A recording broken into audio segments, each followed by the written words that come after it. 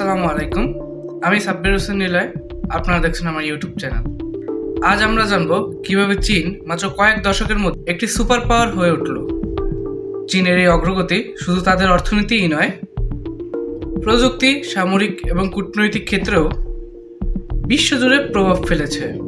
তো চলুন ভিডিওটি শুরু করা যাক। চীনের সুপার পাওয়ার হয়ে ওঠার পিছনে বা মূলনীতি ছিল তাদের অর্থনৈতিক বিপ্লব।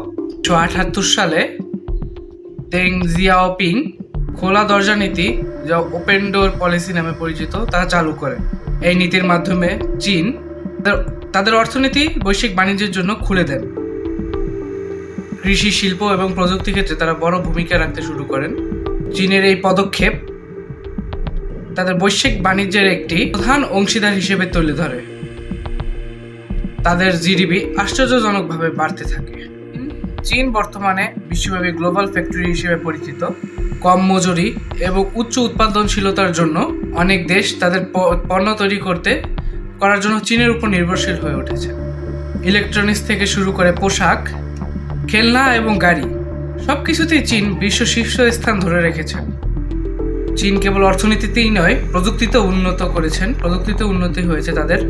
5G প্রযুক্তি, AI সেবা এবং মহাকাশ গবেষণায় চীন শীর্ষস্থানীয়।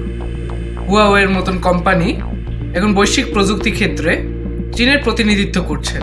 2020 সালে চীন তাদের প্রথম মঙ্গল গ্রহ মিশন সফলভাবে সম্পন্ন করেছে।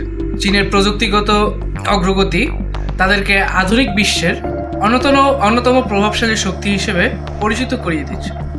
চীন তাদের সামরিক শক্তিকেও ব্যাপকভাবে উন্নয়ন করেছে। তারা বর্তমানে পৃথিবীর দ্বিতীয় বৃহত্তম সামরিক বাজেট ব্যয় করে।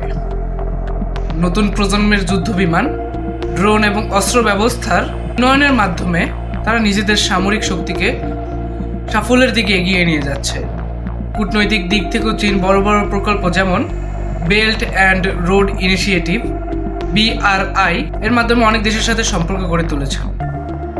তবে চীনের এই অগ্রগতির সঙ্গে কিছু সমালোচনাও রয়েছে। মানবাধিকার লঙ্ঘন এবং রাজনৈতিক দমন নীতির কারণে চীন আন্তর্জাতিক অঙ্গনে সমালোচিত। ট্রেড ওয়ার বা ভূ রাজনৈতিক টানপোড়েনে চীনের জন্য চ্যালেঞ্জ তৈরি করেছে। তবুও তাদের দীর্ঘমেয়াদী কৌশল এবং পরিকল্পনার কারণে তারা এখনও শক্তিশালী অবস্থানে রয়েছে।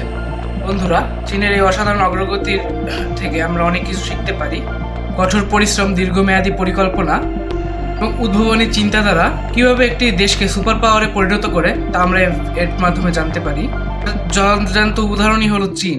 আপনারা এই চীনের অগ্রগতি সম্পর্কে কি ভাবছেন নিচে কমেন্ট করে জানাতে ভুলবেন না। যদি ভিডিওটি আপনাদের ভালো লেগে থাকে তাহলে লাইক, শেয়ার এবং সাবস্ক্রাইব করুন। দেখা হবে পরের ভিডিওতে। ততক্ষণ পর্যন্ত ভালো থাকুন। আসসালামু আলাইকুম।